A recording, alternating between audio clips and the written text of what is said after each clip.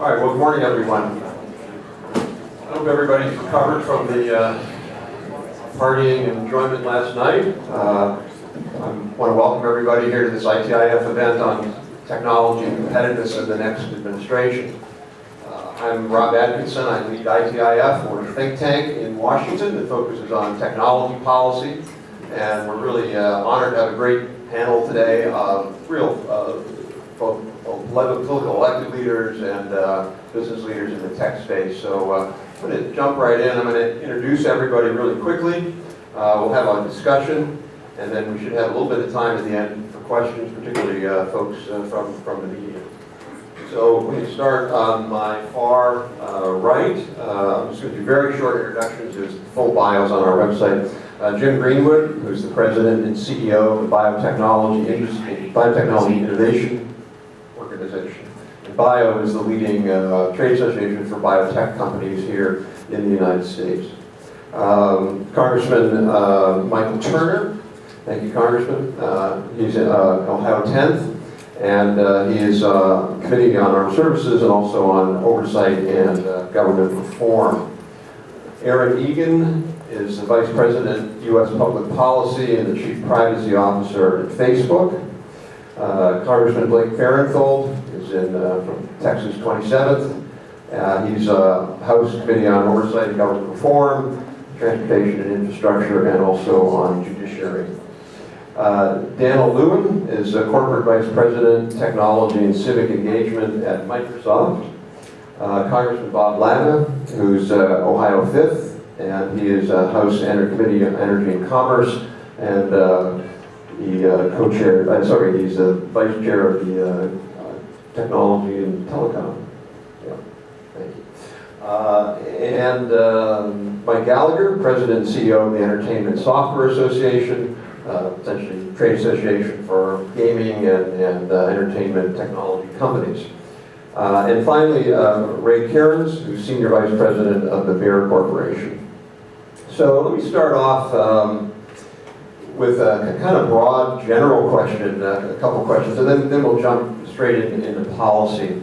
But one of the reasons I think the tech policy space is so interesting now and getting so much attention, and if you haven't seen the Republican Party platform, I encourage you to look at that. There's really a lot of interesting and forward-looking ideas and statements in there about technology. But part of the reason I think it's getting more attention, even than it did, say, 4 or 5 years ago, is that the tech space, whether it's in life sciences or IT, is really getting more interesting. There's a lot of things are going on. So let me start with you, Daniel. You've been really on sort of ground zero, Silicon Valley and Redmond and other places for 20 years. You started tech companies. What do you see as kind of the most interesting, exciting trends, Dave, for the next 5 years? Where do you think IT tech is going to go? Great, thanks very much for that. Yeah, I've actually been in this business a lot longer than that, almost 40 years, believe it or not, in Silicon Valley. And if you start with a microprocessor, which is where all of this stuff began for the most part, the industry spent a long time working on the automation of rational tasks, right? Moving words around, text, numbers, pictures.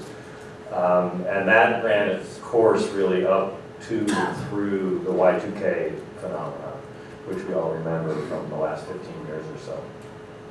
What's been going on since is a set of standards around the internet and moving data around using industry standard protocols and the interoperability of data among all these different systems.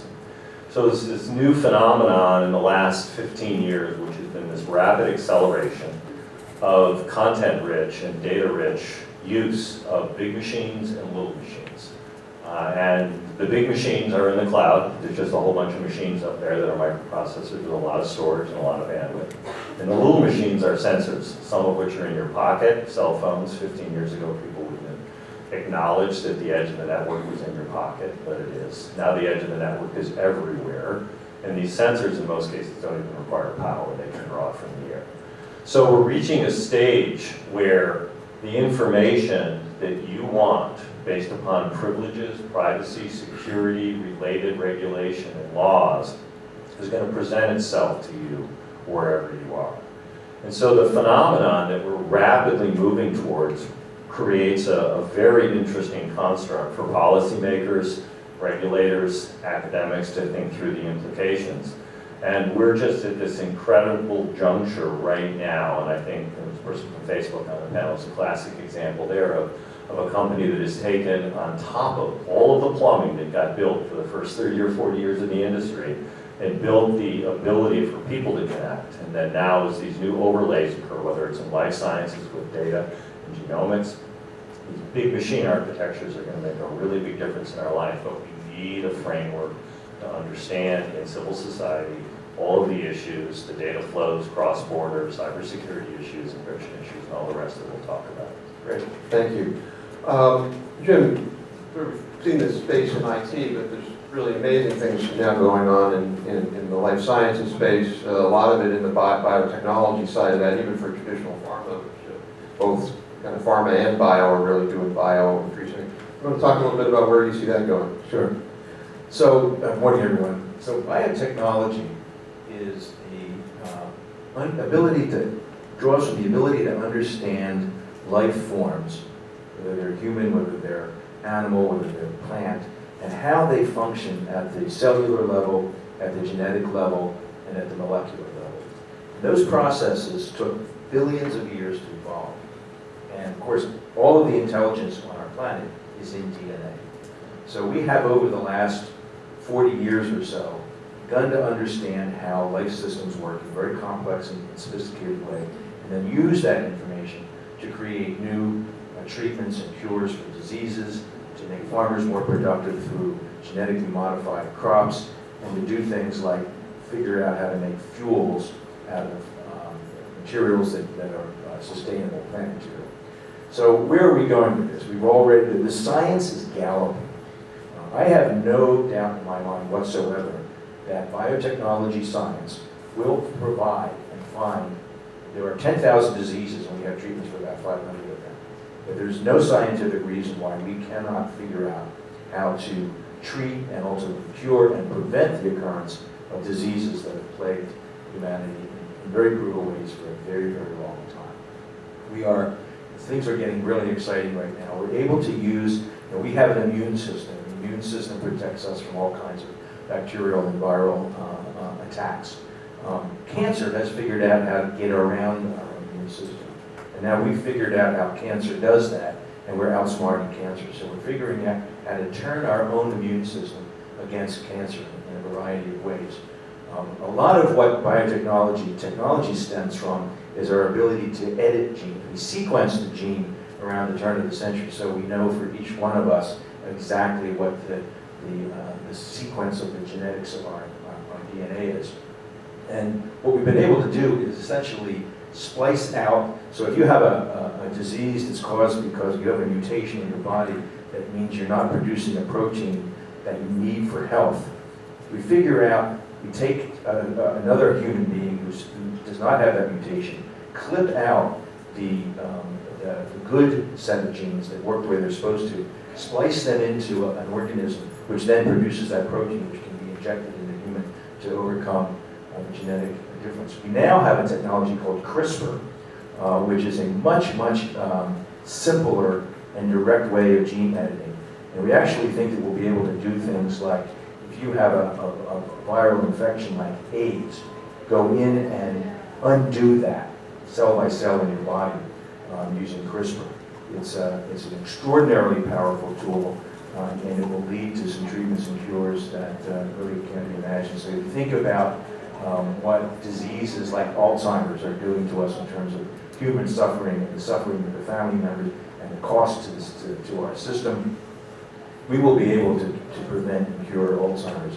Think about the impacts of diabetes, and think about the horrible diseases that afflict our loved ones like Parkinson's disease and ALS and so forth. That's what we're going to be able to do. The only thing that will stop us is bad policy. The science and the entrepreneurship is there.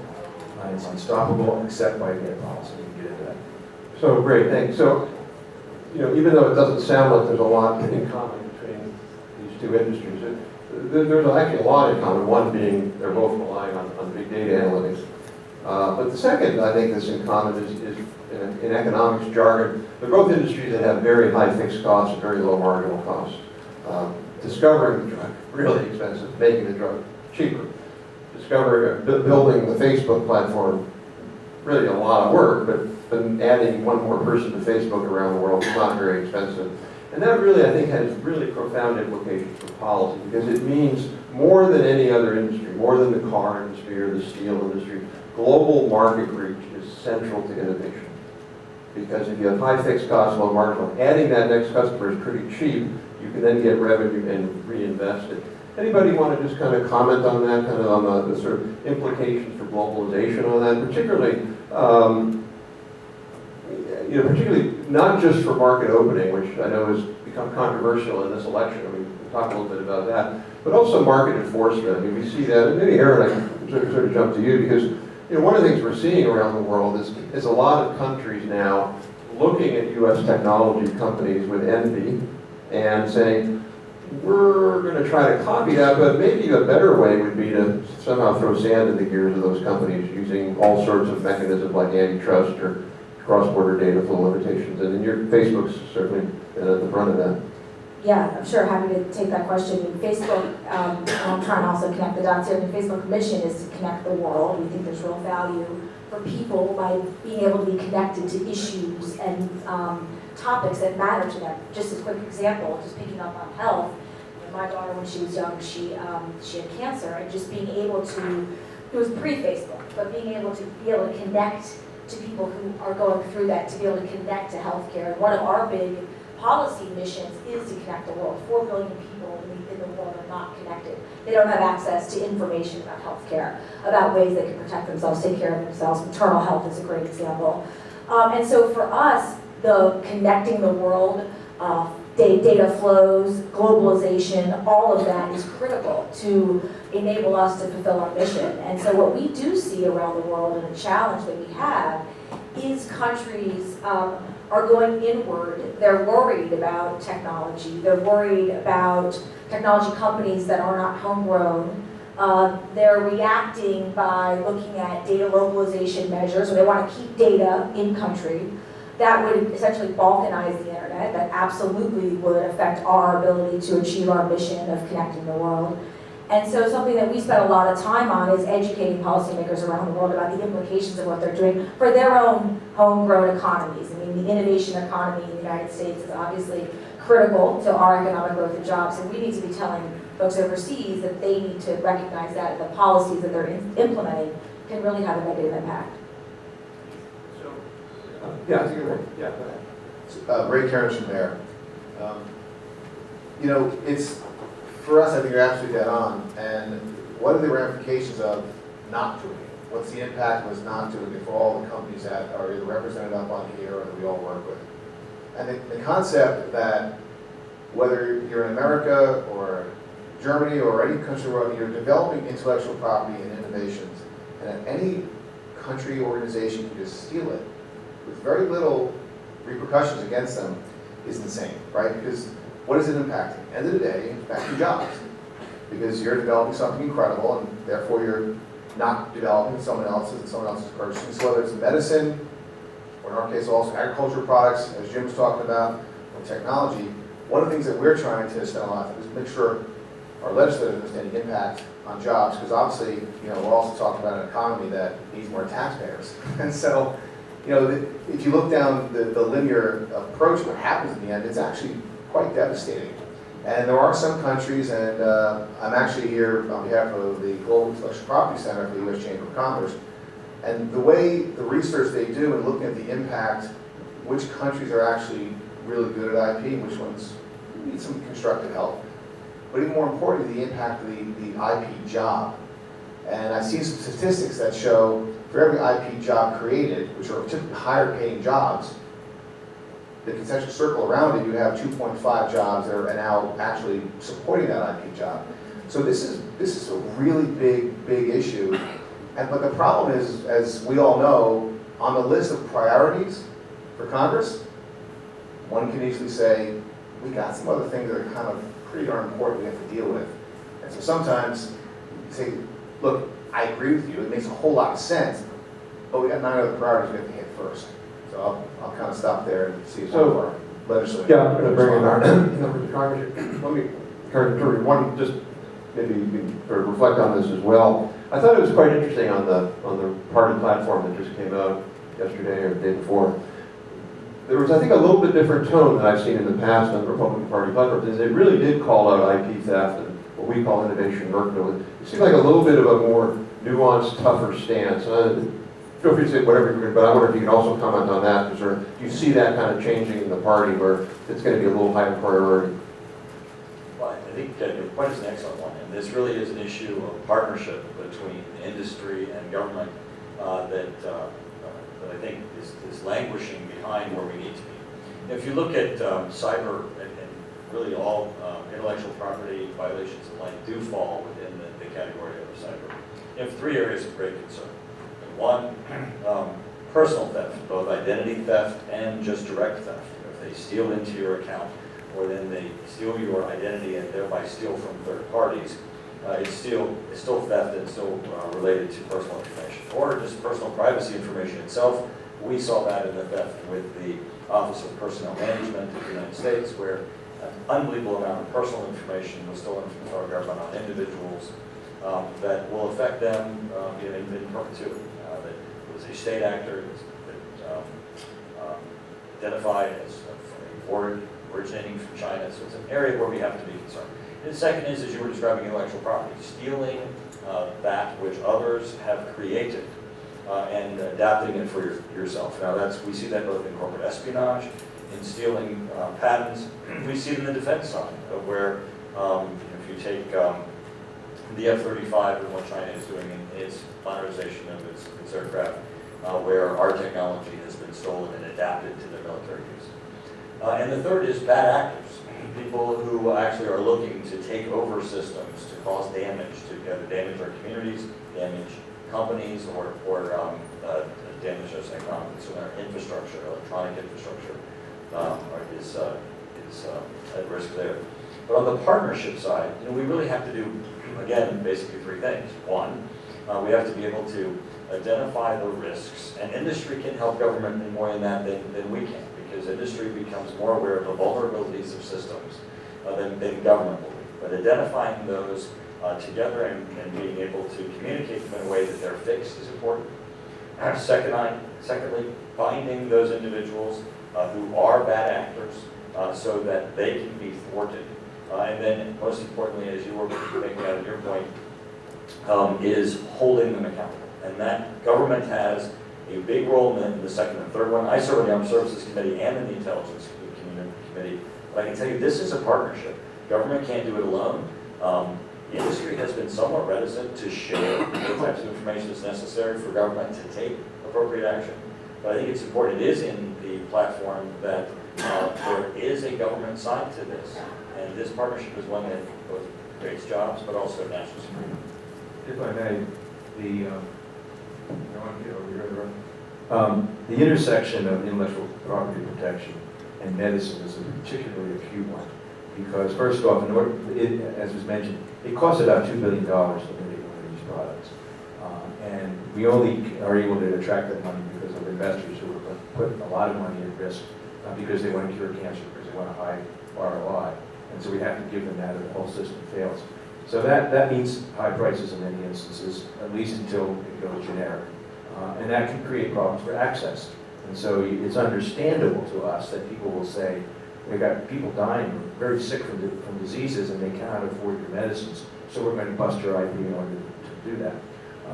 So what they're doing is that it's a very short-sighted approach, because you can have any drug that's on the market today for free, you just won't have any more, and all of that promise that I described is out the window.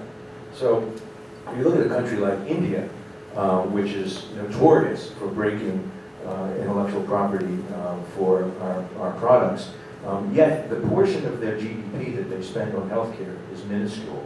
So what they're doing is they're avoiding their responsibility to actually, and our companies all negotiate prices for developing world countries and recognize their ability to pay is significant. We bring our prices down accordingly.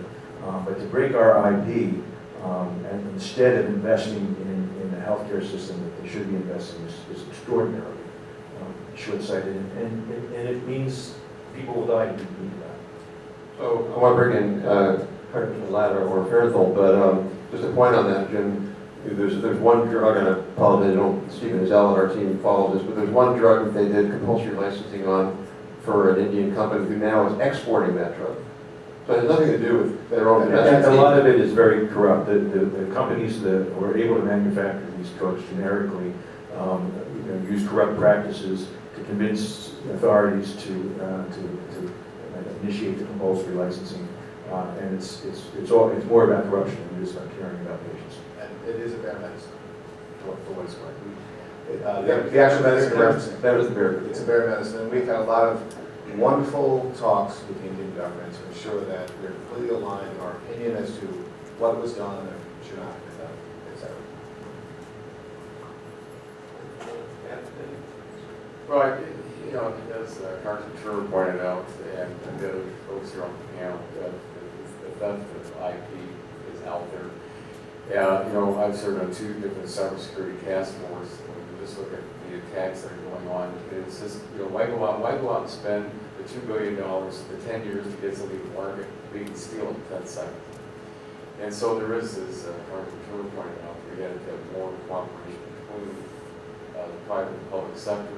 And it's also, though, that the private sector, you have to remember, is also very, not just not be skeptical, but they also say, wait, if we talk to someone else, what's that going to do to us in an antitrust type of situation? So, we've talked about the legislation out there to make sure that, hey, we don't want you folks to have that situation. If there is an attack out there, maybe and there's something being stolen, especially if it's on national defense type issues, things that we have to worry about. We need that cooperation, but it's not a real simple area because again, folks out there take that $2 billion, and that's what we heard on energy account for the folks who are out there, the innovators. It takes 10 years to bring something to market, spend $2 billion, or you spend the $2 billion and you never bring it to market. And so the costs out there are very, very high. Sure, and you look at the intellectual property field, the intellectual property laws are designed to give a company a monopoly on a product for a certain amount of time to encourage them to develop these products. And so it's not typical in intellectual property, it's not necessarily the same free market we see in the sale of widgets. So there's a lot of more examination on there. And you start to hear a public outcry when you get these new drugs and the exorbitant prices that they are. Add to that, there's a granted monopoly under the patent laws, and then you're actually not directly paying for it. Most consumers are blind to the cost of their actual drugs because it's paid for by their insurance company. They go, well, okay, this is what I get for $20, what I get for $80, or what I get for $160. But they're basically 3 prices of drugs for most people under their insurance. So it's a weird market. As conservatives, and we're the Republican convention, so I'm going to use conservative as a all-encompassing and not trying to put my political views on anything. But conservatives generally say let the marketplace sort it out. But you really start getting into muddy waters when you have the insurance factor and then you have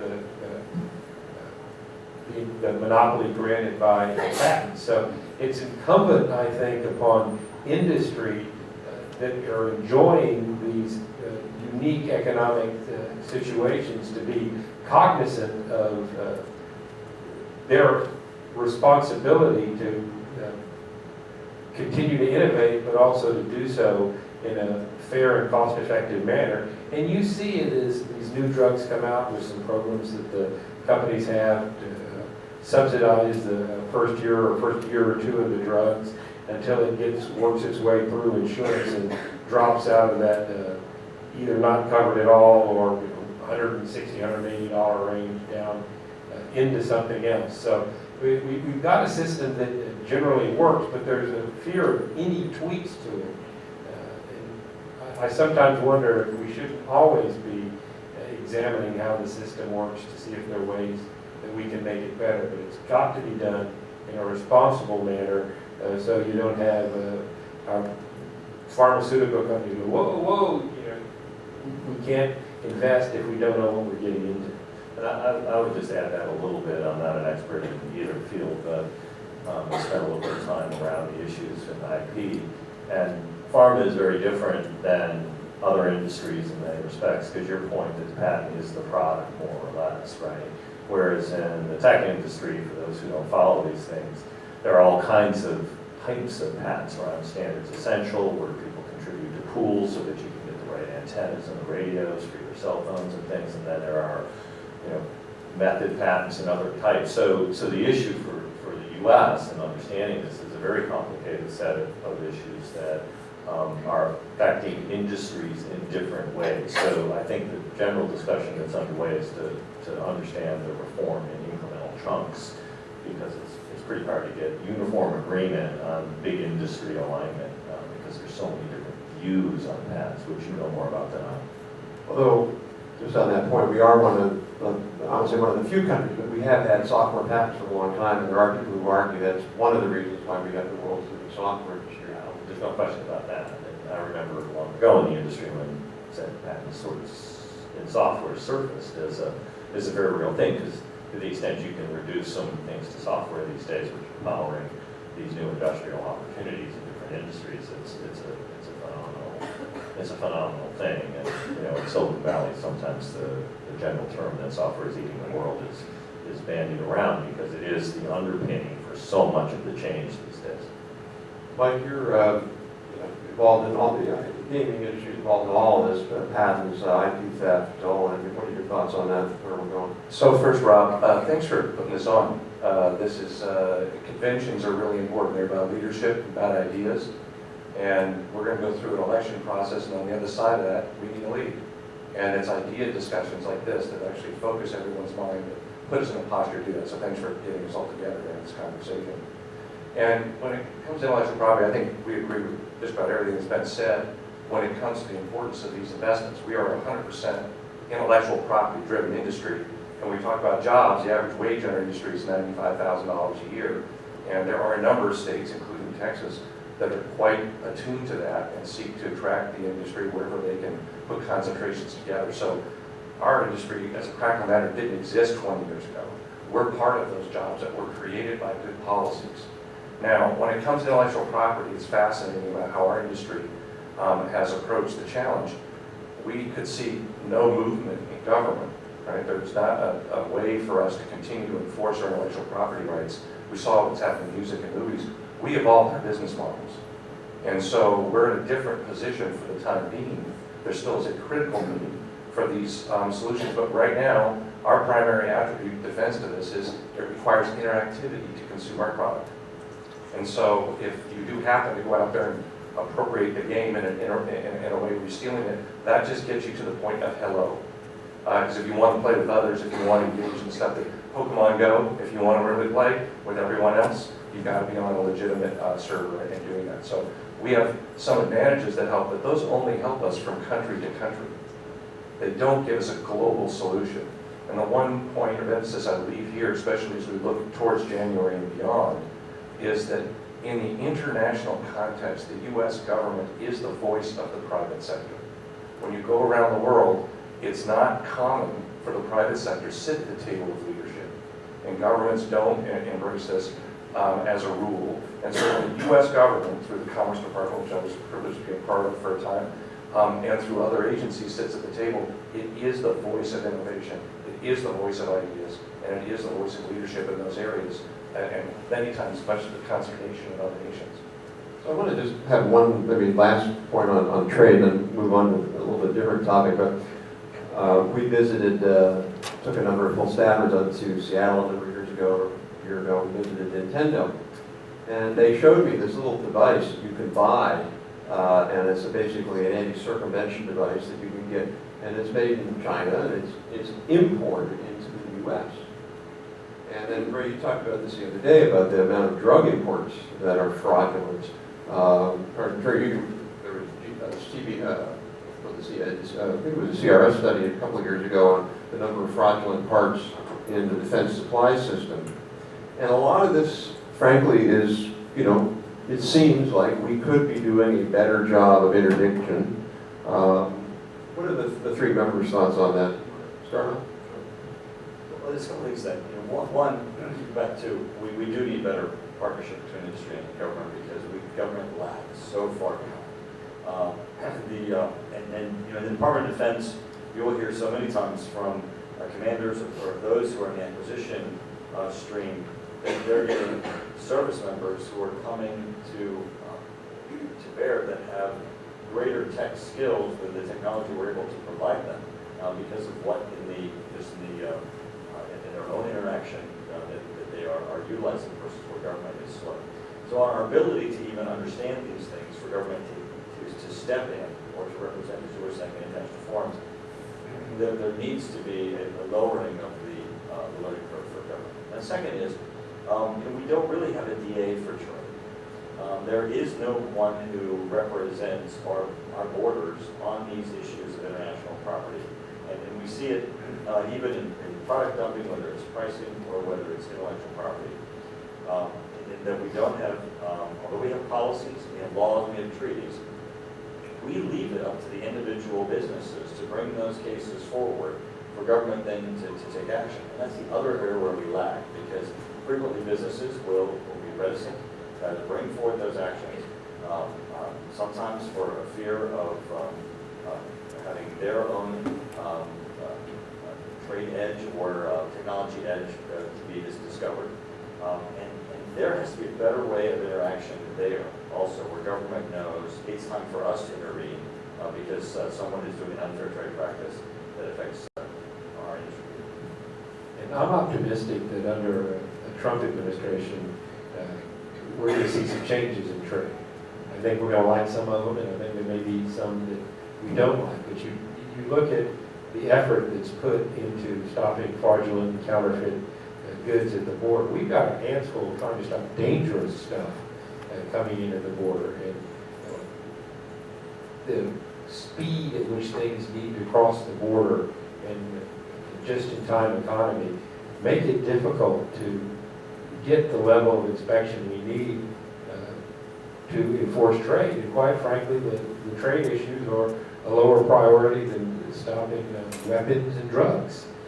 We get lucky sometimes and we get some of the trade stuff, but we don't get it all. But we're certainly, I sense, willing to work with the industry in how to do that. But how do we pay for the additional enforcement? How do we get it done in a timely fashion? You look at the lines at the border crossings we have in Mexico, both for rail and in freight, and the pressure from most industry is not more inspection, it's get it through faster. So we've got to find the balance there that protects our intellectual property, and whether it's copyright, fraudulent clothing, or chips. If I could just make mention of TPP, we don't support TPP. And we don't support it because it didn't succeed in getting what we thought was a requisite number of years of data protection for biologics. Having said that, I've worked very, very closely with the National Department, and I think we need to be careful about our expectations for the next administration, because this is complex stuff.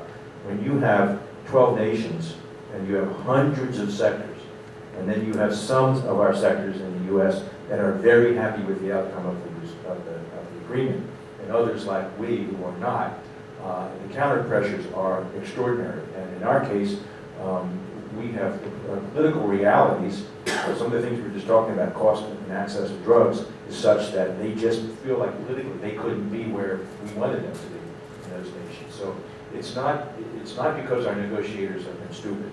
It's because it's really tough stuff. Well, just real briefly, not quite on the tech side, but sometimes things do work in government. Being on energy and commerce, I worked on what they call track and trace. And what that was is to make sure that when you process and manufacture drugs that go into the market, that you'll be able to, right now we're going to be able to go from the manufacturer all the way down to the corner drugstore, and we're going to know what that lot number is, so you can track it and keep it auto-rated and counterfeit drugs out of the market. In the future, not in the part of the legislation, we're going to go down to the lot, so you can look at that box that's on that shelf. So I think that we can work together. It takes some time, but it takes everybody working together. I mean, pulling the industry together, pulling the government together, and saying, you know what, this is not an individual or a company thing.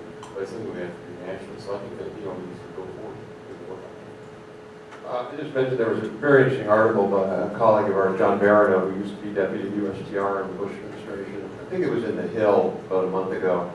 And I see Commissioner Broadbent is here from the ITC. And John proposed a very interesting idea, which I can share with your staff. It was a really unique idea, which was that Congress could, I'm going to get the idea partly wrong, but Congress could go forward with specific proposals for the ITC for enforcement actions. I think, Congressman Turner, that gets to, I think, a really important point is a lot of U.S. companies don't want to take action because, particularly with China, they know there will be direct and serious retaliation. And the Chinese will use unfair means, non-sort of rule of law means. And so I think it's a huge challenge. We can deal with countries like, or industry can deal with countries like, you know, Colombia or Australia or whatever, but these big countries like China have a problem. On that for a minute, you are absolutely right. The other aspect of it is that because our system is so heavily channeled, that if there's just a slight modification in whatever importing that there is, the case has to start all over again. And then industry is left with, well, I thought I was taking action that would protect us, and now I'm all the way back to the beginning, and I've spent resources and opened myself up to retaliation. So it really does, I think, bear evaluation of how can our system be modified so that government is the lead and not industry itself. That would make it. So I want to just sort of switch gears a little bit more to domestic issues. You know, one of the things I think we heard at the beginning, both from Daniel and Jim, was just how dynamic these technologies are. I mean, CRISPR is going to change a lot. You're going to see a lot of changes because of IoT, machine learning, artificial intelligence. And one of the reasons, as we believe, that the U.S. has been able to be a leader is we've generally had this kind of, you know, Yankee ingenuity, let's go forward and worry about problems later. We've more or less rejected the precautionary principle for these kinds of things. I mean, we do the power, okay, but we've generally said, let's go forward, let's take the risks, and then we'll work out the problems. And yet you see, I think, a lot of pressures now go in the opposite direction in the U.S., partly because there's a sense of insecurity of people and for wanting to, well, we see insecurity, so let's try to slow down innovation or stop innovation. I don't want to lose my job as a taxi driver, so I'm going to block Uber. I don't want to lose my job working for the hotel, so I'm going to block Airbnb. I'm worried about data, so we're going to restrict really useful parts of data. Aaron, do you want to kind of maybe jump on that? Because again, you're really at the center of this big innovation system on that, and it worries people. Yeah, it worries people, and Congressman Lott and I were talking earlier about how people are worried and what can we do. We need to be making this innovation economy work for everybody. And one of a stat that was shown to me recently, which I shared with some folks earlier, is this year something like 43,000 STEM graduates in the United States for something like 68,000 total jobs in the United States that are linked to STEM. We have a problem. We have a problem that people are not being educated in computer science. I have 3 children, 14, 12, and 10. There's no computer science in their classroom. That's a problem. And so I think we need to start with our education system. We need to figure out a way to bring STEM into the classroom. And we need to be talking about these technologies. When we talk about digital cities, when we talk about the Internet of Things, when we talk about artificial intelligence, we have to be talking about it in a way that people understand, that works for people, so that they can feel part of it, so that they're not feeling like they're being left out, because that is the real challenge that we're facing. We as technology industry need to be doing a better job. We all need to be doing a better job. I think that's right. I'll pile on a little bit in the sense that this notion that we don't have enough talent in the country relates both to the educational system and immigration reform. And the point was made about these higher level jobs and how they ripple and create other jobs is very, very true. And one way, when you think about the broader use of these big machines that I mentioned earlier, we've been talking about a little bit, that have been helping with life sciences as well as these new artificial intelligence systems or machine learning systems, the fundamental thing that I think we need to get across in society is a sense of what computational thinking, you can look this up on the web using your favorite search engine, what computational thinking really means. And it's this fine line, it's this riddle between what machines can do and what humans can do. And that keeps moving. It always has been. And it's moving very, very fast now. And so training young people on how to think about using machines, whether it's maintaining new machines and robots on a factory floor, because that's where the job will be, or how these big machine learning systems, these big cloud services, are going to be pointed at interesting and new problems, whether it's a life science problem or a micro-targeting problem for getting out the vote, which is one of the things that we're here to talk about and do. So it's a mindset that long ago was about math and learning in 1959 when I was in elementary school and we were all talking about Sputnik and things like that, 57, 59. Now it's really about these machines, and what we really want to think about is computational thinking. And it comes down to a learning system and getting the people into our country who can help build these systems here so they can pay taxes here. That's the goal. Yeah, I want to turn over to Mike for a second, but one of the things we just released a report on CS, computer science education reform, and what states and the federal government need to do there. But my favorite factoid in that study was that there are more high school kids in California today that take pottery than take computer science. Right, we're talking California.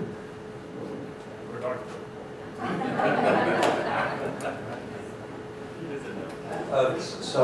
I'm really delighted to tie together both the points that Daniel made as well as Aaron, is that we're seeing phenomenal high levels of engagement right in our industry. One thing that we do is engage, and our industry is on the cutting edge of redefining the interface between humans and machines at a mass consumer level.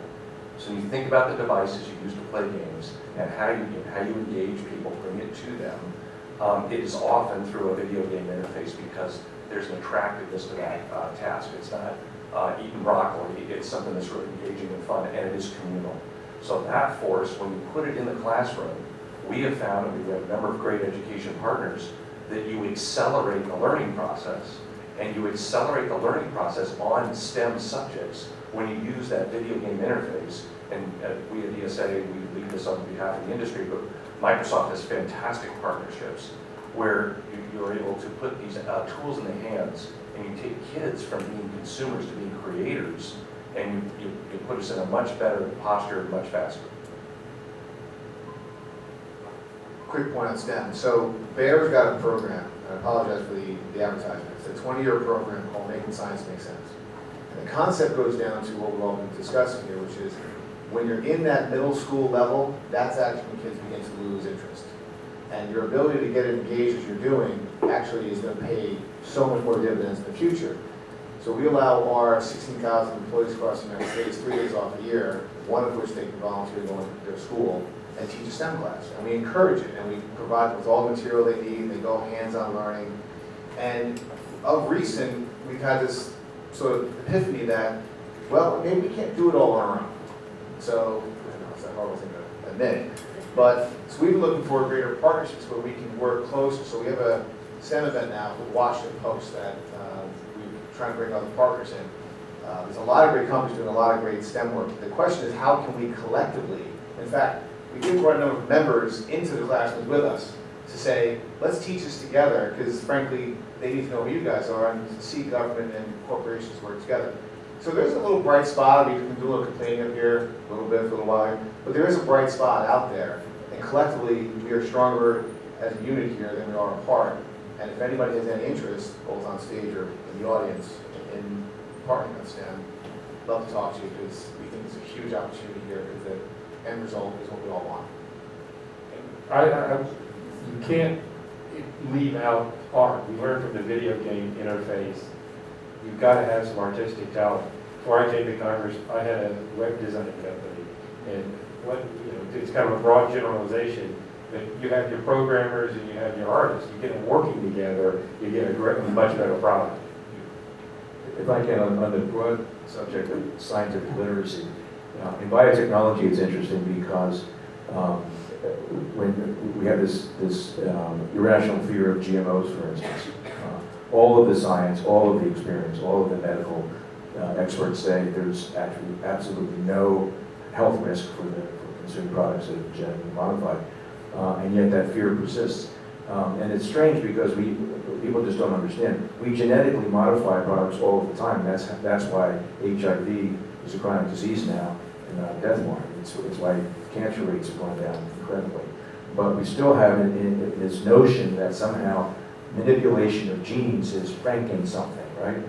When in fact nature is evolving and changing its genetic structure every hour of the day.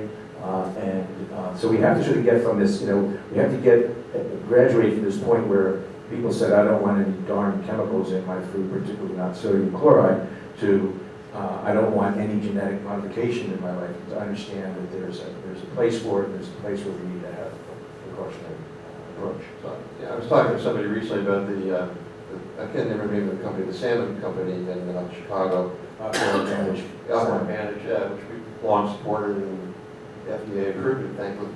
One of the greatest things about this company is it's going to make salmon basically affordable, so that lower income people in the U.S. don't have to eat hamburger with 9% fat. They can actually afford salmon. And one person said to me, he said, well, I'm worried about this, that the salmon are going to get out and get into latent breed. I was like, they're in an inner city warehouse in concrete tanks and they're sterile. So, but it goes to this point. I want to maybe ask the three members here. I went to a congresswoman's office to talk to her about this. She will remain nameless, she's from California. And I said, look, we're not going to agree, but let's just get to the facts. So I said, well, they're in tanks, they're not going to be well.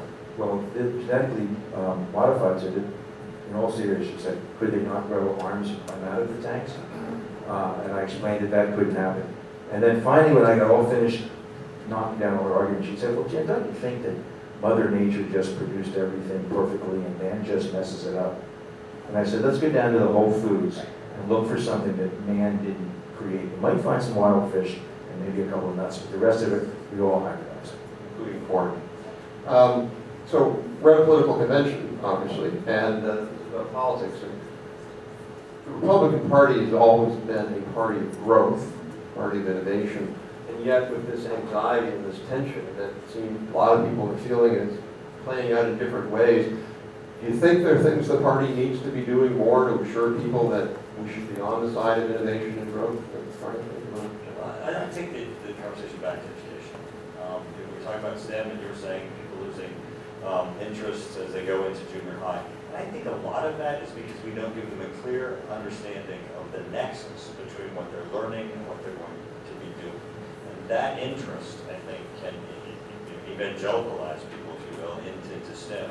In the beginning, when kids are in school, there's a real nexus between everything they're learning. When they go to the store, they go anywhere, everything that they're learning has real application in life. But as it becomes more conceptual, it's up to us to give them that bridge. And it's great that Blake said the issue of art, because that really is that, the application of something that continues and that they can sense that nexus of unleashing their own creativity. This is another area where government and industry can partner better, because the teacher every day who's in school, the school board itself, those that are designing curriculum, don't have the cutting edge knowledge of how to evangelicalize those students. By industry, and I want to commend you for saying you're going into the schoolroom and helping students, by industry coming to the table and explaining, if you like this game, if you like the concept of biology and the way that it can produce better living in the globe, even with the social conscious awareness, that nexus, I think, can give people a greater interest in majoring in these things, because we have down teaching it, we just have to have down bugging it. Well, if I could maybe talk about folks being afraid out there or something like that, I think it's important that, first of all, we have all the facts out there to say, but also that we have the right policies being created not only in Congress, but also by the regulators. You mentioned a little bit earlier about the Internet of Things. And Peter Welch, this is a working group that we have in Energy and Commerce, Democrat from Vermont, that we both co-chair, that we think it's very, very important to get the information out. And so we've had 3 working group meetings already that, we've had folks from different parts of the industry. Last week we had the auto manufacturers in, but we had tech folks in. But it's what's happening out there. So when you're talking about what we're going to need in the future out there, we're talking about by 2025, between $4 to $11 trillion to be really being made out there, and more jobs and things like that. So when you're talking about getting folks, as Mike just mentioned about, we got to make sure have kids understand what they're doing and why they're doing it. But we have so much activity out there. And when you look at everything from the bio side to the mechanics to hospitals, biomedicine, everything that's happening out there is something that we're all going to be interconnected with. And so we're going to have individuals out there that are trained to be able to do it. But again, I don't think this is something we should be afraid of. But everything we've heard from folks in the industry, I don't care what industry they're in or what company, they've all said the same thing. When you're doing this on the legislative side, or if we're talking about the regulator, they're saying, you know what, let's have more of a light touch out there. And so it's not that we have to have these, as you mentioned about, folks being afraid of something. I think that, the internet was created not by the government. It was, it was created on the private sector. We also have the whole issue out there, folks out there, when we see everything being developed today, it's being developed because there's a consumer need out there. 50 years ago, we never thought we were going to have a self-driving car. This is still down the entire thing that's happening. But we've got to have the technicians out there. We have to have the engineers out there. We have to have the training. But when somebody ever would mention that there's a fear out there that we should have, well, this is something we should go to look at. We should embrace it because, again, it's just that we're moving forward.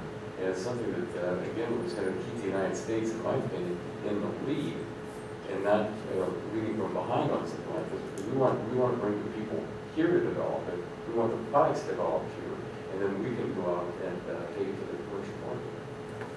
So I want to open up for questions in just a moment, but one thing that strikes me, I think there's a perception, both in Congress and elsewhere, that the tech industry is in a few places. It's in your district, Redmond, and it really is everywhere. And every industry now is becoming a tech industry. Traditional manufacturing is becoming a tech industry.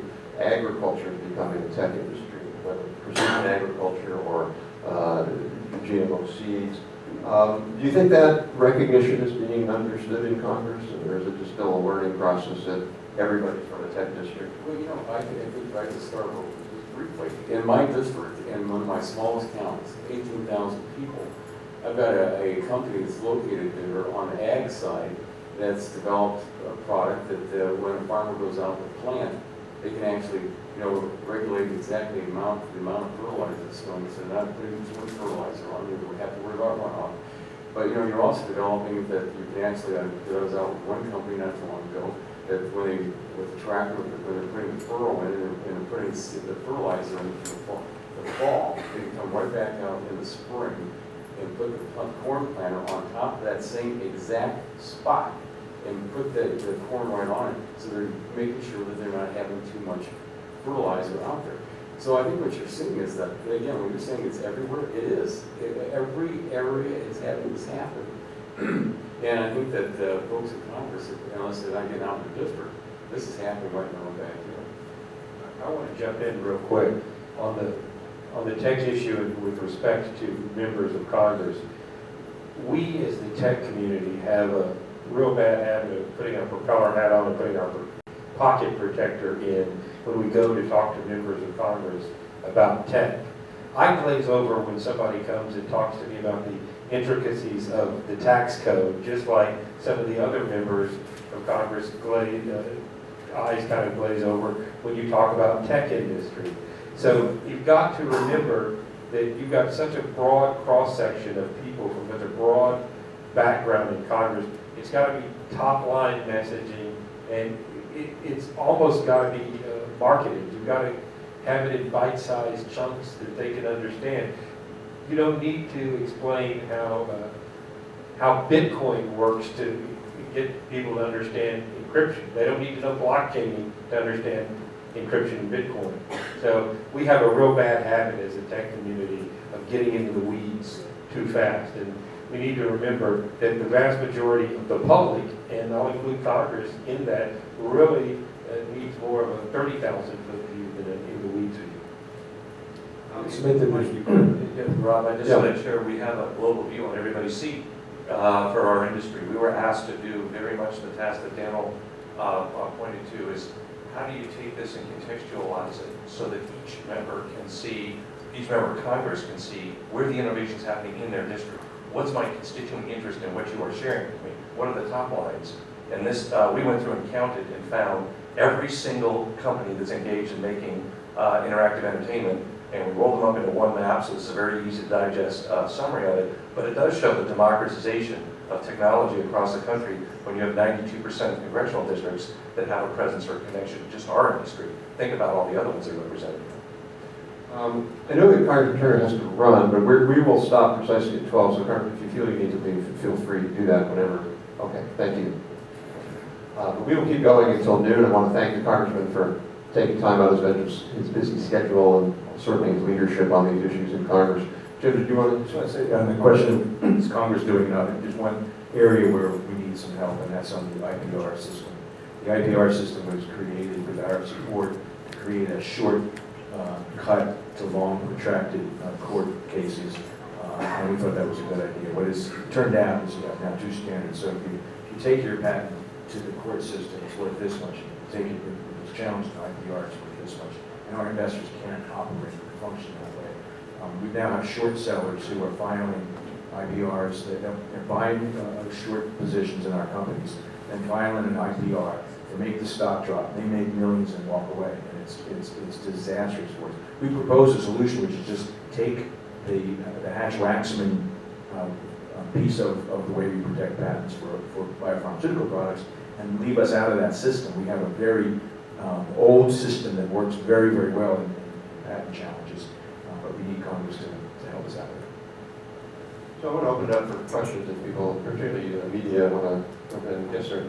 If you want to identify yourself. Sure. Hi there.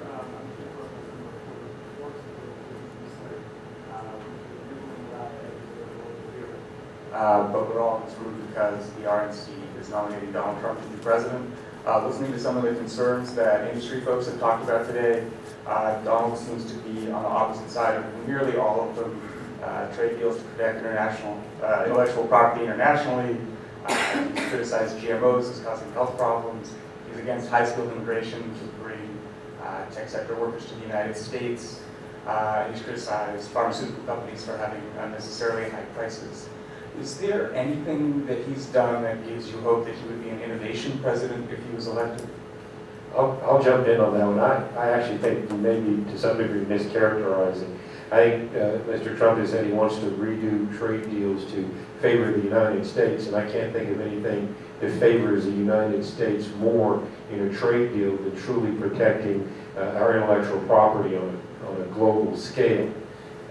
I think with respect to immigration, Mr. Trump has said he's all about making sure that Americans have the first grab at the jobs. I think part of that is going to be making sure that we have folks that are adequately educated and prepared for the STEM fields.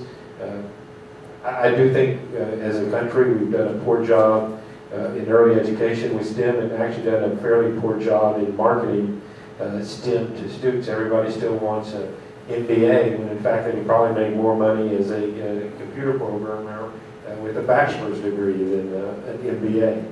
So I don't think you can make the broad statement that Mr. Trump's policies are anti-innovation.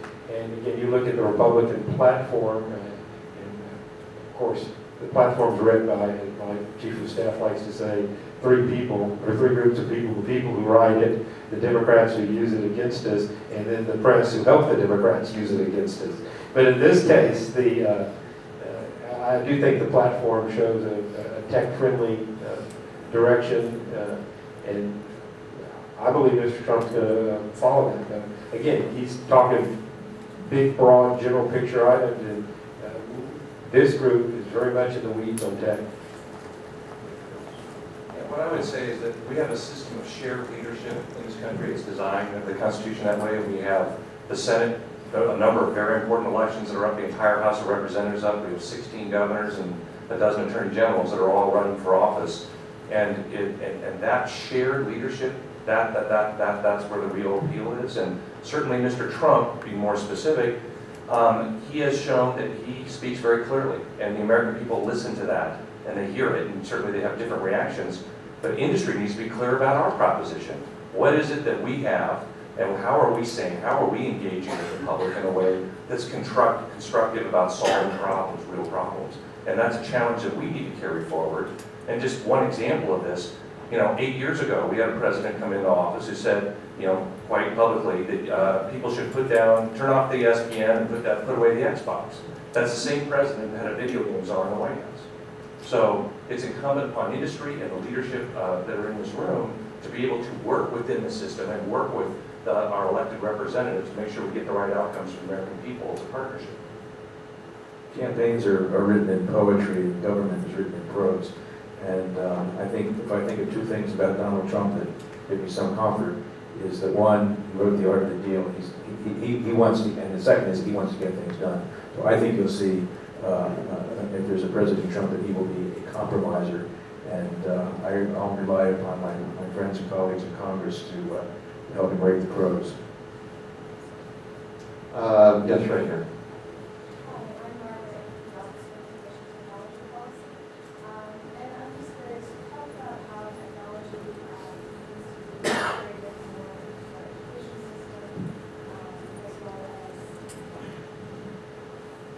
As well as how there needs to be greater partnership between government and industry. So one of my main questions are, in your view, what are some of the main policy barriers to bringing more Americans into the tech space and into the innovation space, especially at a time when a lot of Americans are fearing how technology may disrupt their jobs? Well, this is kind of more broad spectrum of this. Across my district, when I go to my businesses and industries out there, and also talk to the educators, years back, it's kind of like, okay, here's the education system, here's the businesses out there, maybe here's the development folks. Nobody was ever really talking to one another. And what I've seen in the last several years is everyone's all together now. When they're designing a program, it's pretty much, they've got companies in the area that are actually coming into the schools, and then also guidance counselors going out into the businesses. They're being invited. It's very, very important for everybody to be working together. And so I think that if you're talking about how you're going to break down these barriers, that's how it's going to be done. Because it's like, we need, depending where you are, you might say, we need 100,000 types of this type of employee coming out in the next couple of years. But if we don't have the education out there working with the businesses or the economic development people, it's from right at the ground zero. And it goes up to the state level, the federal level. But I'm really starting to see in the last several years in our area, especially in Ohio, that we're seeing those barriers being broken down. We have got to get the people into the workforce, because what I hear the most often when I'm out now in my district, I live in a car in my district, and I hear this all the time. We don't have the workers that we need. And when you hear that, it's like, well, that means they're either going to do several things. They're either going to not grow the business, they're going to move the business, they're going to close the business. So we want to make sure that they're here. So that's why I think you're starting to see these barriers being broken down out there, because there's a real need out there for everybody to be working together on this. And I think we've got a couple of issues. I think it starts with a one-size-fits-all education system within the high school levels. There's not a lot of room to innovate under the federal funding and other regulations that deal with education at the high school level. And I will tell you, I think we need to really take a look at that. You need to be able to come out of high school with the skill set to get a job without having to go $100,000 or more in debt in college. I think our high schools are right now failing to prepare students for the jobs that are out there. That being said, I think the community colleges in particular are a bright spot. I'm blessed to represent a district that has a lot of growth as a result of low-cost, primarily natural gas. We've got a lot of manufacturing facilities and refining facilities, plastics facilities going in. They come in, go to the junior colleges and say, we're going to need 300 people trained to do this by that date. And that partnership is happening, and the education and business partnerships are there. And we're going to have to get back, also, my third point is, we need to get back into a culture within our country that values work. We have the lowest labor participation rate almost in history right now.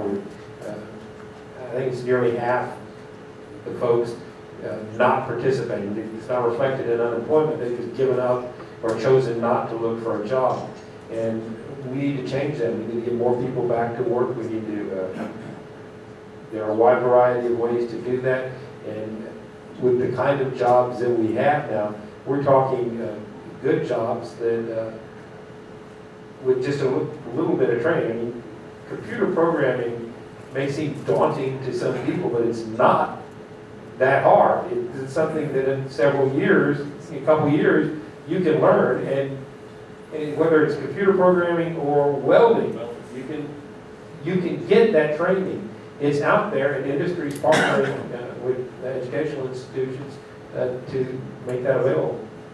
I would just, Mike, just a quick question, and then I want to get one last question before we just what I would say is this challenge underscores my prior answer. 90% of education decisions and education funding are at the state level. And so the federal government has a very significant role to play in leadership and applies some resource behind that, but that's why each one of these leaders matters so that the right decisions for the country add up. So I think, right here, sir. Hi, Sam Sosnick, Government Relations Strategy at Cabbage. We're a specialist lending fintech firm with equity capital. So fintech is really where a lot of these policy areas for the rubber meets the road. My question is, at a very high level, why is Congress, both parties of that, so fearful of my fintech companies where our algorithms, our artificial intelligence are being authorized by our small business customers to access their data in other ways they can analyze that data? I had a conversation with a member from Southwest a few weeks ago, and he asked if I'm creating Skynet to take over the world with my AI for small business and running data. Why is the big data thing such a fearful issue? Just real quickly, we wrote a report about a month ago, basically rebutting the 5 major myths of AI or machine learning. It's going to kill jobs, it won't. The last myth is it will destroy the human race. It won't. People watch too many movies, that's the problem. I think you stole my punchline. Where's the movie where the AI is the good guy? And they're few and far between. It may be a pop culture marketing exercise, but I think the concern is a lack of granularity in people's ability to choose what information is available about them. Whether it's your business information, your medical records, or what you grant the app on your phone access to. I think there's a growing concern that there's a lack of understanding of what data is out there and what's being done with it, and 1 or 2 bad actors are going to outweigh in the eyes of the public the good that's being done for it, the fact that you're actually getting ads that you want to see on your computer rather than stuff you're not interested in. Facebook's really become a real leader in AI, and you got one of the leading AI scientists in the world now working for Facebook, and amazing thing you're doing. Do you want to talk about that? Yeah, and just to sort of also follow up, I think it's incumbent upon industry. We need to be educating, first of all, members in a very simple way, as we talked about, of the value of data. The value that we're going to bring to people. How artificial intelligence, which sounds really scary, it does. How that is going to provide opportunity for everybody. And how it's solving world problems. I mean, one example, there's a lot of big data examples of how we can use big data and analytics to understand, for example, when the next outbreak of a certain disease or when we're going to be dealing with, a drought. There's a lot of just incredible stories there. On artificial intelligence, we're, for example, developing artificial intelligence technologies that enable the blind and the sight impaired to be able to use Facebook so that they can understand what's in photos, because the data, essentially what artificial intelligence does is just reads a lot of data, and they're able to match that, oh, that's a bathtub, and then let someone who's scrolling through their feed know that there's a bathtub, someone who can't see, that there's a bathtub in that photo. Hugely hugely powerful and impactful for a subset of our population. And so what I think we need to be doing is we need to be obviously continuing developing these technologies for the good and educating and talking about it and showing the value. That's incumbent upon us. And showing, just to get on the privacy point, how people can control their data. How you're putting people first, you're putting people at the center of controlling their data. And that's what technology is doing for people today in ways that it never did for people 20 years ago. So that's the narrative we need to be getting out there more. You want to jump in? Just real briefly, again, I think that, when you're talking about a fear out there, and you hear about breaches and things like that, I think that people, it's always like when we've done our cybersecurity events and making sure. I've always had the FBI are the ones that actually conduct these. And one of the things is, they always talk about the two big words, good hygiene. We hear that in Washington. Folks have just got to be careful sometimes. It's just like, you want to press that button or not? Do you want to accept that? Yes or no? You want to make sure, sometimes it's controlling what you put out there. And some people just put it all out there thinking that everything's going to be fine, but they don't think down the road a little bit. So it's really, again, from the hearings we've had, from all the discussions and meetings in our district of having the FBI doing 5 different events, where they're very, very well attended, because people are very, very concerned about it. But it's, again, I think it's just, people have got to understand what they're putting out there, what they're putting in, and just making sure that you're in charge of it yourself. And you want to make sure as you go forward that you keep thinking about that it's just not something's just I'm going to put it there and nothing's going to happen. You got to think there's some consequences. And so I think that that's what we always hear about. Is I've heard in the discussions in Washington, also with the FBI and everything. So just remember about good hygiene and what you're doing, especially when you're working with what you're putting out there.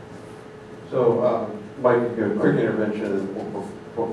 Okay, great. Well, I just want to, the way I want to wrap up, we can start with Jim and just, 30 to 60 seconds, closing thoughts. Where do we go from here? Are we at a good path? Any sort of thoughts you want to share as we wrap up? Well, I'll go back to my mantra, which is that the science is unstoppable and it's going to extraordinarily benefit humankind. It's the policy we worry about. And it's particularly short-sighted policy that says these drugs are expensive right now. I'm not going to wait until they go off patent. I'm going to try to impose price controls. If we do that, we kill this thing. The net retail price of drugs last year increased 2.8%. So we're not the driver of healthcare expenditures. We actually reduce healthcare expenditures. Erin? Sitting here at the Republican convention, just want to thank all of our Republican colleagues. Silicon Valley and the Republicans work very closely together, appreciate the thoughtfulness to policy and even up here on the panels, we're talking about policy and how we can continue to grow innovation. We need to be very careful, very thoughtful, and I think that's a bright spot as I look ahead. And I think the buzzwords for the future are free markets, transparency, and granularity. And I guess I would finally throw in security as well. Thank you. I would just sum it up in one word, and that's trust. I think there's a framework that's emerging among business, technology, law, regulators, and public opinion. And those 5 things, as they come together, have to resolve at some level of trust that everybody's doing their part to respect public opinion, and public trust is fundamental. And whether it's the GMOs or the general trust of machine learning and artificial intelligence, it will be the blending of the business community, technology as a driver, existing laws, the new regulation, and how the society reacts.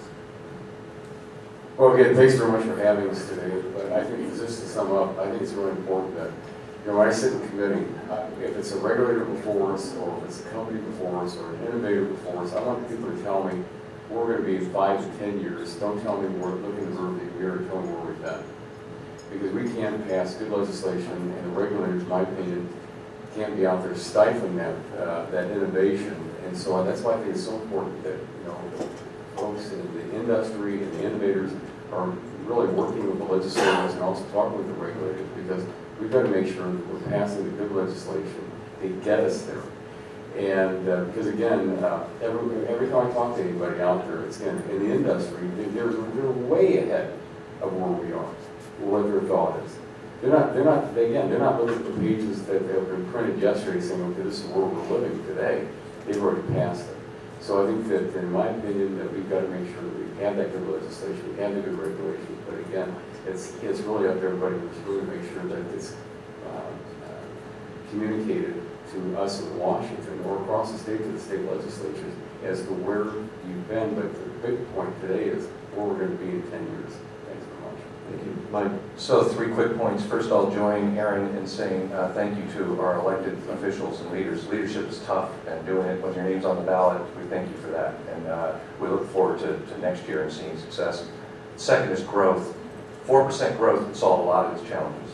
We get the economy growing 4%, we're in the wheelhouse of being able to make big strides forward. And the final point is inspiration. Right now, the American people are looking for inspiration. They're looking where they can find it, whether it's in their churches, whether it's in business leaders, or it's with elected officials, and it can start here. And the tech industry has a role to play, certainly, in reaching that 4% target or exceeding it, and also in inspiring. I thank you for the last word. Doesn't have to go off there. Actually, I have the last one. As I said, it doesn't have to go off. Simply put, protect and advance innovation and intellectual property, and we will protect and advance society as a whole. I'll leave it there. So my last word, I want to second what Mike said, which is we need to be thinking about setting a strong goal of 4% GDP growth, with maybe 2.5% of that being productivity. That's a goal we can attain as a country, and we oftentimes lose sight of growth. We either assume it's going to happen by itself, or we think that other things are more important. But growth does solve a lot of problems. There's a very good study by Ben Friedman, who's a Keynesian economist at Harvard, and a very good book called The Benefits of Growth, I think it was called. And one of the things Friedman found was that in societies when the economy is growing faster, you have less sort of civil discord, you have more harmony, you have more people working together. It's really when economies slow that we have this divisiveness. And Friedman looked at countries all around the world over time, and growth is this sort of wonderful social lubricant that just makes it a lot easier for us to all get along. We're not fighting over things, and we're not fearful. So with that, the tech industry, whether it's bio or pharma or gaming, software, social media, the tech industry is going to play a key role in being able to drive that growth, and particularly with enlightened leadership from the kinds of members we have here on the panel today, I think, can be quite hopeful. So please join me. First of all, thank you all for coming, and please join me in thanking a great panel, particularly our 2 members who took time out of their schedule.